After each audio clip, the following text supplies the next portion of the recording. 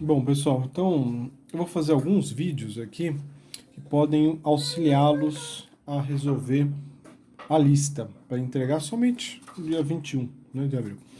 Então vamos comentar agora desse primeiro aqui. Eu vou dar dicas, né? Então a ideia aqui é a seguinte, vem o primeiro. Um automóvel percorre um trecho retilíneo, né, numa rodovia, é mostrada a figura da velocidade em função da distância. Isso é um tipo de gráfico que a gente não viu em aula, né, mas é facilmente interpretado. Veja que é dada a velocidade média que ele teve nesse percurso, 36 km por hora, e determinar respectivamente o tempo total despendido e a distância entre os pontos inicial e final do percurso. Então aqui a gente tem que ler o gráfico, né? Por exemplo, aqui ele está dizendo que ele teve uma velocidade aqui de 30 km por hora durante os primeiros 2 km. Veja que a velocidade é positiva. Depois, o que acontece? Essa velocidade torna-se negativa, né? E ele anda por mais 2 km, mas com uma velocidade negativa. Qual é essa interpretação disso aqui? A gente já interpretou o que era velocidade positiva e o que era velocidade negativa. Então ele andou com uma velocidade positiva por 2 km e uma velocidade negativa por mais 2 km. Só que agora com uma velocidade negativa. Como que você interpretaria isso? Né? Quer dizer, como que seria o ΔX pensado assim, né? Se ele andou 2 km com velocidade positiva e outros 2 km com velocidade negativa, quer dizer que ele voltou para o mesmo lugar, né, gente?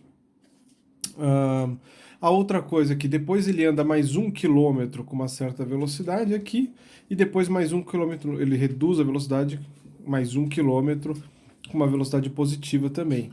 Então veja, você já tem condições de saber qual é o ΔX. Você sabe qual é a velocidade média. Sabendo a velocidade média e sabendo o ΔX, você encontra o ΔT, que é o que ele está perguntando. Né? E a distância entre os pontos inicial e final. Também, interpretando o gráfico, vocês conseguem fazer isso. Certo? No exercício 2, vamos comentar o exercício 2 aqui também. Ele vem com um texto aqui dizendo que em janeiro foi lançado um satélite em destino a Plutão, etc. E tal. Então ele conta toda a história aqui. E aí ele fala assim, qual a velocidade média do satélite? Dado os dados que estão no enunciado. Então olha só, vamos fazer um esboçozinho aqui, que vocês que vão fazer, na realidade. Então, como que a gente faz para saber a velocidade média? A velocidade média não, desculpa. Não, isso, a velocidade média, né? Do satélite. Bom, gente, velocidade média é ΔX sobre ΔT. Né?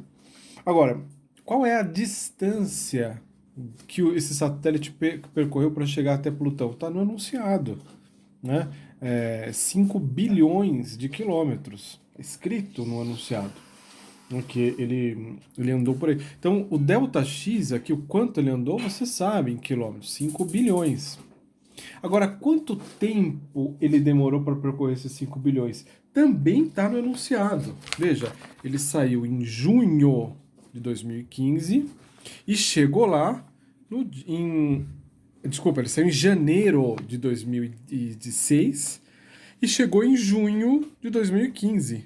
Essa é a saída. Então, qual é o intervalo de tempo entre a saída dele e a chegada? 9 anos e meio. Ele demorou, então, 9 anos e meio. Né? Então, o que a gente precisa saber? Qual é esse tempo aqui? Então, o ΔX você conhece, 5 bilhões de quilômetros. O tempo você conhece, 9 anos e meio. Então, para essa velocidade sair, por exemplo, quilômetros por segundo, é só você transformar o ΔX aqui para quilômetros, já está 5 bilhões de quilômetros, e aqui você tem que se transformar esse ΔT para segundos. Então, quantos segundos eu tenho 9 anos e meio? Faça a transformação, depois faça o cálculo e aí você vai chegar na resposta, certo? Nada complicado. Item A, né? O item B, esse é o item A. O item B, o que você tem que fazer? O intervalo de tempo que as informações emitidas pelo satélite demoram para chegar na Terra. Bom, uma informação ela caminha com uma velocidade, com a velocidade da luz, uma onda eletromagnética que ele vai lançar, uma onda de rádio. Então a velocidade dessa onda de rádio é 3 vezes 10 a oitava metros por segundo. Né? E qual é a distância que esse sinal vai ter que percorrer? A distância da Terra até Plutão, 5 bilhões de quilômetros. Então, novamente, ó, C, velocidade do sinal, velocidade da luz, é igual ao ΔX sobre o ΔT. Esse aqui você tem no enunciado, esse aqui você tem, eu estou te perguntando esse. Qual é o tempo? Então, você também encontra no item B. Né?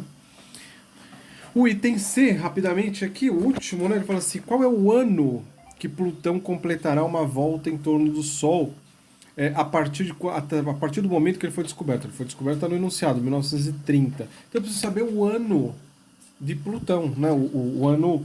Aqui, um ano é 365 dias.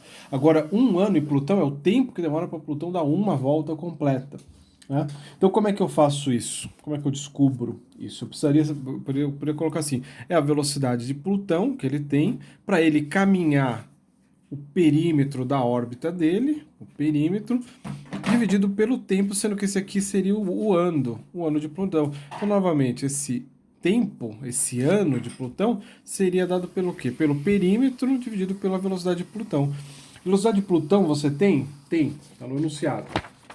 Está escrito aqui, a velocidade média que Plutão faz, 4,7 quilômetros por segundo.